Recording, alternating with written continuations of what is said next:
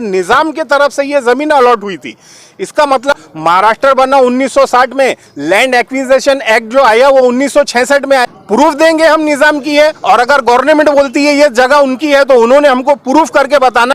दिवाली मनाने का एक तरफ, मातम मनाने के बाद मेरी वाइफ को कैंसर है, मैं ऑटो ड्राइवर हूँ। अभी 52 साल हो रहे मेरे को यहाँ रखे। जी हाँ, मैं लेबर कॉलोनी में ही रहता हूँ। ये हमारे ऊपर अन्याय है। ये मुद्दे पे क्या बोलना चाहेंगे लेबर कॉलोनी? भाई मैं ये मुद्दे पर ये बोलना चाहता हूँ कि जिसके सर से छत जाती है उसको जो तकलीफ होती है ये वही जानता है। ये ज़मीन किसी की है, ऑर्डर किसी का है, लफड़ा किसी का है। मुझको तो ऐसा लगता है कि इसके अंदर ऊपर से कोई पॉलिटिशियन या कोई राजनीति खेली जा रही है। महाराष्ट्र में तकरीबन 16 लेबर कॉलोनी थी, जिसमें 15 लेबर कॉलोनी को डिमोलिश करके वापस से उन लोगों को वहाँ पर बसाया गया। औरंगाबाद के साथ ये सौतेला सुलूक क्यों? ये गरीब तबके के साथ ये सौतेला सुलूक क्यों? अभी मैं यहाँ पिछले घंटे भर से मौजूद हूँ तो बहुत सारे जो एजेंट लोग हैं उन्होंने मुझको लाके कुछ ओरिजिनल डॉक्यूमेंट्स बताए। वो डॉक्यूमेंट जो ये साबित करते हैं कि किसी को 60 साल पहले, 65 साल पहले निज़ाम की तरफ से ये ज़मीन अलॉट हुई थी। इसका मतलब ये होता है कि इस ज़मीन का मालिक निज़ाम था। आज जो है पेपर के ऊपर डॉक्यूमेंट्स पे जो बताया जाता है, सरकार महाराष्ट्र बना 1960 में, लैंड एक्विजिशन एक्ट जो आया वो 1966 में आया। 66 के बाद से गवर्नमेंट जो है तो ज़मीन एक्वायर करना शुरू करी। उसके बाद से गवर्नमेंट जो ज़मीन एक्वायर करती है, प्रॉपर्टी कार्ड पे महाराष्ट्र शासन आता है, सरकार नहीं आता। खासरा पत्र जो होते हैं 1955 का रिकॉर्ड, वो 1955 का रिकॉर्ड उस वक्त निज़ाम की प्रॉपर्टी पे उसको सरकार लिखा जाता था। ये वही सरकार है, ये हमारी ये सरकार नहीं है। लेकिन फिर भी कोर्ट का ऑर्डर है, हम कोर्ट के ऑर्डर का जो है तो आदर करते हैं, सम्मान करते हैं। लेकिन हमारे लिए सुप्रीम कोर्ट के रास्ते खुले हुए हैं और इंशाल्लाह हम जो है तो इस मुद्दे को लेकर सुप्रीम कोर्ट में जाएंगे। तो अभी कोर्ट का ऑर्डर, आपका बोलना है कि ये जगह निजाम सर बिल्कुल निजाम की है, प्रूफ देंगे हम निजाम की है, और अगर गवर्नमेंट बोलती है ये जगह उनकी है तो उन्होंने हमको प्रूफ करके बताना कि ये जमीन, ये जगह सरकार की है। तो क्या बोलते हैं? ये अहमदी बाग बोला जाता है। निजाम का जो प्राइवेट प्रॉपर्टी थी 1950 में जो मर्ज एग्रीमेंट हुआ था, गवर्नमेंट ने खुद बोली थी निजाम को कि ये प्रॉपर्टी आपकी प्राइवेट प्रॉपर्टी है, हम इसके केयरटेकर हैं।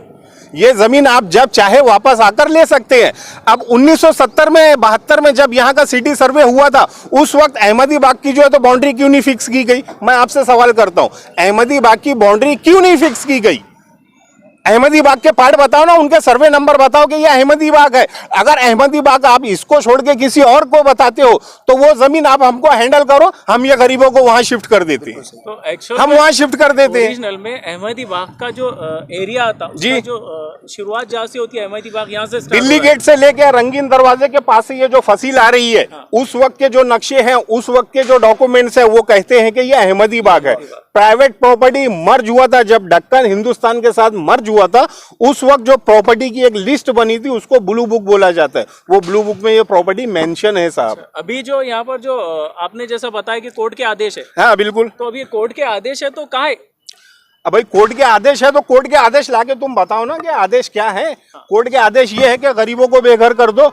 कोर्ट के आदेश ये है कि ये घर बोसीदा हो गए हैं, ये इससे किसी की जान को जाने का खतरा है, इसलिए इसको डिमोलिश किया जाए। डिमोलिश करने का मतलब ये नहीं है कि लोगों को बेघर कर दिया जाए। जिस तरह से 15 लेबर कॉलोनी को वापस से रीडेवलप करके लोगों को वहां बसाया गया, इस कॉलोनी को भी तो बसाया जा सकता है ना। यहाँ पर ऐसे कितने घर है जो खस्ता हालत में, जो रीडेवलप करना कोई भी नहीं है, जो बंद है वही है बस। ऐसे जो बंद है बस वही है, जहाँ लोग रहते सब बना के रखे, वही है। लोगों ने अपने अपने घर सब बना के रखे हैं। तो हमारी प्रशासन से ये मांग है कि जल्दबाजी ना करे, किसी गरीब के सर से छत उठाने के लिए इतनी घाई करने का रीजन क्या है? किसी गरीब के सर से छत को हटा देने का इतनी घाई करने का रीजन क्या है, मेरे समझ में नहीं आता। अगर आप बोलते हो कि ये जमीन सरकार की है तो आप साबित करो, वरना हम आपको साबित करके बताते हैं कि ये जमीन निजाम की है। सुप्रीम कोर्ट के दरवाजे हमारे लिए खुले हैं और हम सुप्रीम कोर्ट में जाएंगे। आपका नाम बोलिए साहब। सब मोहम्मद अब्दुल रफ़ीक, मेरे वालिद का नाम मोहम्मद अब्दुल हमीद है। 1973 1 मई 1973 को हमको अलॉटमेंट लेटर मंजूर हुआ था, और जब से अभी तक 48 ईयर्स हो गए। और इस वक्त मैं वहीं रहता हूँ, मैं उनका लड़का, 5वां लड़का हूँ, 5वें नंबर का। 6 भाई हैं हम, और ये हैबत ऐसी जो डाल दी है हमारे ऊपर। ये त्यौहार तो एक तरफ हो गया, ये त्यौहार का मामला एक तरफ हो गया, दिवाली मनाने का एक तरफ, मातम मनाने का वो आ गया।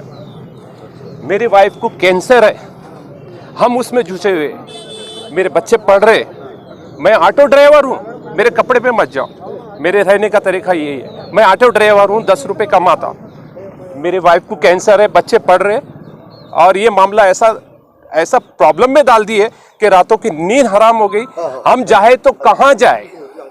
मेरा एक ही मुद्दा है, जो रहते हैं, जो जैसे थे वो वैसे ही होना चाहिए। घरों के जो खस्ता हाल बताए जा रहे हैं जिस वजह से खाली करने के लिए, कुछ नहीं है सर, ये सब झूठा है। पीछे से बाहर से आकर के सर्वे करना, PWD पहले से उनका मुद्दा ये है, वो पीछे से आना, टूटा हुआ है, ये टूटा हुआ है, हमारे को मालूम ही नहीं है कब आए कब आए। बाहर से आते और बाहर से जाते। हम मेरे घर पे आप आकर के देखिए, मैंने ऊपर से स्लैब डाले हुआ है, वो भी कब डाला हुआ है? 2007 में पानी जब गलता था। अभी टूटने का कोई सवाल ही नहीं आता। एक बुन नहीं आता। क्या वजह से आपको खाली करने के लिए बता रहे, वो मालूम है आपको? ये बोलते कि हम यहाँ पे मंत्रालय बनाने का है, कुछ बोलते कि कलेक्टर का बंगला, कलेक्टर ऑफिस बनाने का है। अलग अलग तरीके से बात हो रही है। और फिर ठीक है, आप बनाओ, कुछ भी बनाओ, मगर हम यहाँ पे इतने साल से रह रहे, आपकी प्रॉपर्टी है, ठीक है, हम बचाए, हम वहाँ पे रह रहे, हमारे लिए कुछ सोचिए ना। अचानक उठ करके सिक्सर मार दिया और आवाज निकाल रहे कि हम जीत गए, ये कोई बात ही नहीं है ना। तो आप लोगों को, कितने लोगों को नोटिस आई है कुछ इसमें? नोटिस उन्होंने लिख करके लगा दिए। उन्होंने नोटिस, जो घर पहुंचाने का नोटिस था वो लिख करके लगा दिए, आप पढ़ो और रातों रात यहाँ से निकल जाओ। और एक बात है, नहीं एक मिनट, और एक बात है, ये जो इन्होंने स्ट्रक्चर इंस्पेक्शन करवाए हैं, वो किसी भी जो रहता है उसको ना वो मिले ना कुछ नहीं, सिर्फ हम हे फक्त इन्स्पेक्शन करायचं, राहण्याचे योग्य आहे किंवा नाही ते बघत आहोत। उन्होंने ना कोई फॉर्म भरे, ना जो रहने वाले की उसकी कोई सिग्नेचर लिए, कुछ भी नहीं। नाम बोलिए साहब। श्याम हिवराड़े। क्या मसला है आपका यहाँ पे?